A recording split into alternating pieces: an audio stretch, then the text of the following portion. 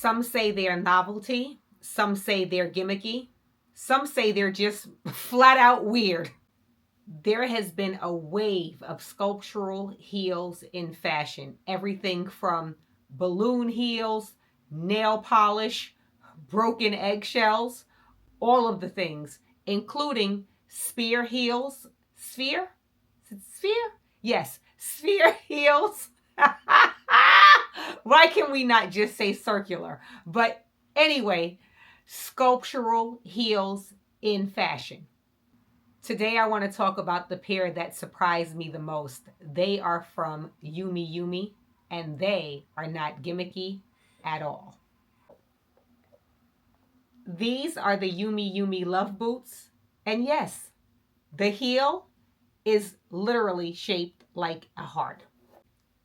Welcome to Mrs. Coy Style. My name is Kawana. I thank you so much for joining me here on my channel, where my style, quite honestly, is still evolving. If you want to go on the journey with me and take me along on the journey with you, then please make sure that you're subscribed to the channel and give this video a thumbs up. Let's get into it.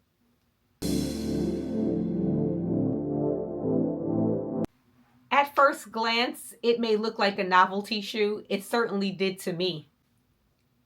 But something had me intrigued, and I kept going back looking at them. I looked at them with the sphere heel as well as with the heart heel. And something about the detail of these boots just had me very, very intrigued.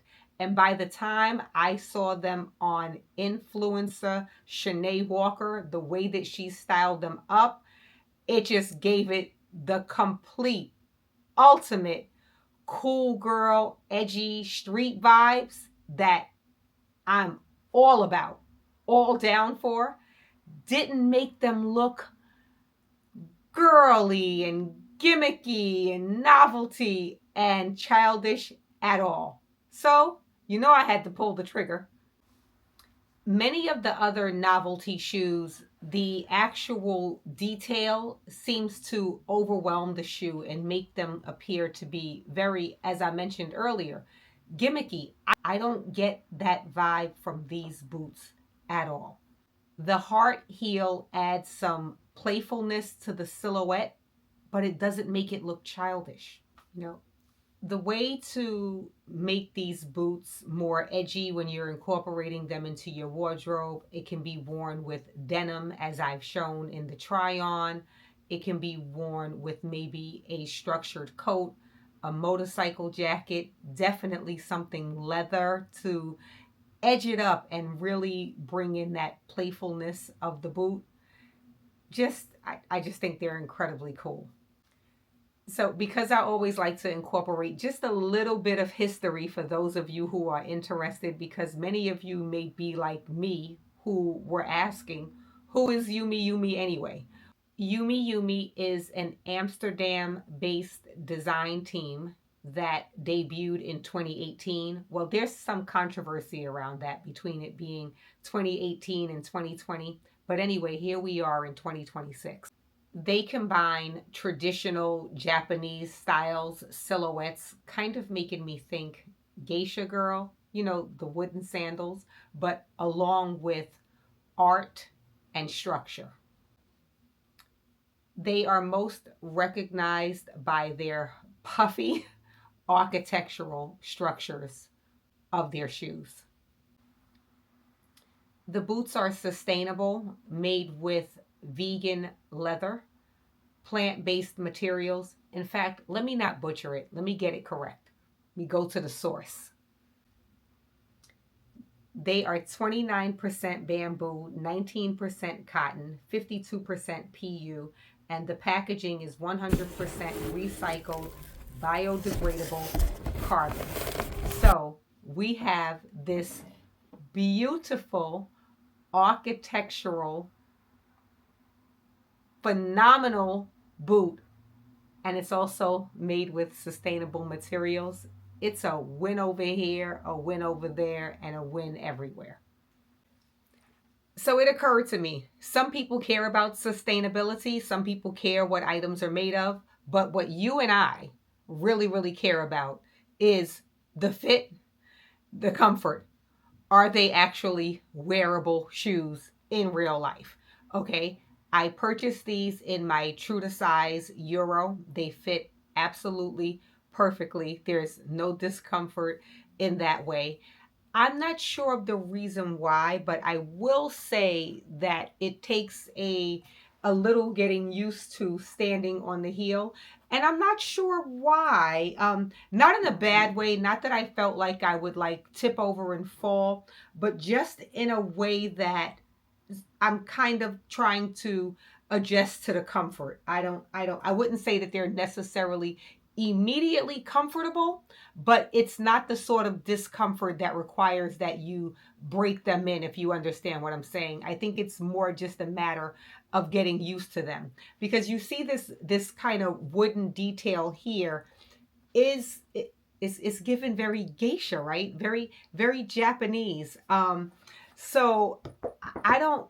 It is a little stiff, but certainly quite wearable. I feel like once I get outside and get on the pavement with them, that all things will be good. They're taking a bit more getting used to in terms of walking than the YSL heel. I forgot what it's called. What is that heel? Anyway, these YSL heels, I'll put a picture on over here. Those were very easy to walk in immediately. So I'm not sure what it is about these, but again, they are true to size. The fit of the shoe is quite comfortable. Just got to get a little bit used to walking in them. Then you might want to know price. I honestly, I can't speak to price because like with anything, I purchased these on sale. They're available at cents, I believe, and forward. You will be able to find them on sale. I'm sure they have sales popping up on those sites all of the time. Just look out for them. I wanted a bright light color. They do come in colors that are contrasting. For instance, black with a red heel or with a circle, depending on what your preference is, the circle or the heel. I wanted like a bone color because I thought I love a white shoe or a light beige shoe or an eggshell color shoe. These are actually light gray, and I didn't even realize the color until after I purchased them. But still, it's given a bit of a chalky color white, even though they're called light gray. And again, as I said, they're going to hit so hard with so many of my spring pieces. I hope I've answered all of the questions that you girlies may have, because I'm always thinking about, yeah, but should I size up or should I size down? Yeah, but what is the cost? Yeah, and most importantly, are they comfortable? Well, so I answered those questions and hopefully many more. So whether or not you like these novelty, gimmicky details, they're here because designers are really pushing the envelope, making items more polarizing, more visible, creating more interest. At least that's my opinion, because I must admit, when I first saw some of these odd shaped heels, I was very taken aback. So even though the heel on this boot technically has a novelty shape, they don't read gimmicky to me at all.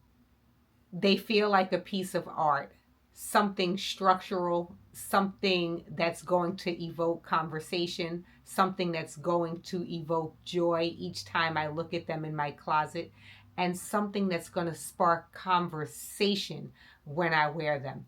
I am so happy to have incorporated them into my wardrobe. Make sure that you give this video a thumbs up.